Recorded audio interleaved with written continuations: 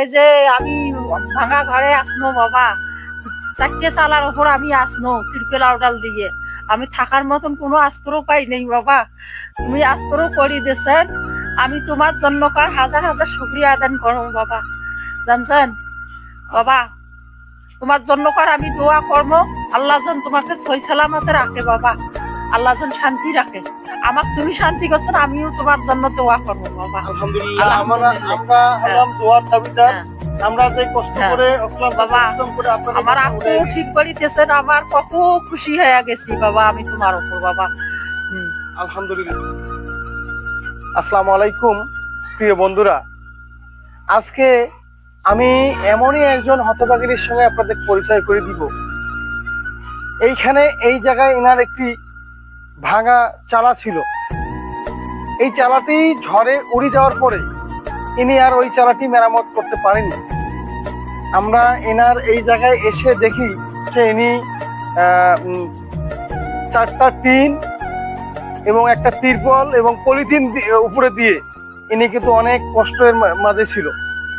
আমরা নিজে এসে দেখেছি। তো দেখার পরে এনারে আমি আশ্বস্ত করি যে আপনারা একটা ব্যবস্থা আমি করে দিব।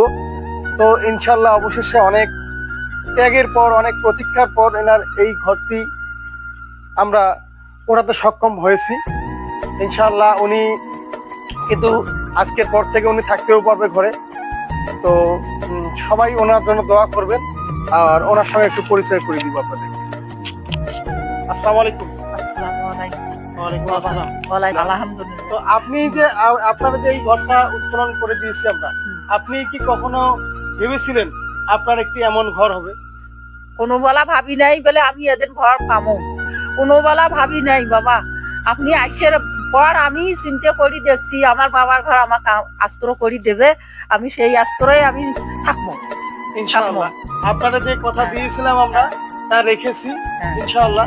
তো আমরা কিন্তু আপনার যে উপকারটা করেছি আমরা কিন্তু দোয়ার জন্য করেছি। দোয়া করবো আপনি- বাবা, যতদিন আমার হাতি বাঁচি আছে অতদিন আমি তোমার জন্য দোয়া করবো বাবা। আলহামদুলিল্লাহ। আলহামদুলিল্লাহ। তো এই ঘরটি আপনি এখন আপনার জন্য উঠানো হয়েছে। আপনি দেখা গেল যে 40-50 বছর অনায়াসে কিন্তু এই ঘরে আপনি থাকতে পারবেন। হ্যাঁ, থাকবো আল্লাহ তো। যদি হায়াতি হ্যাঁ, রাখে। যতদিন আল্লাহ হাতি রাখছে অতদিন এই ঘরে আমি থাকবো, নামাজও পড়বো বাবা।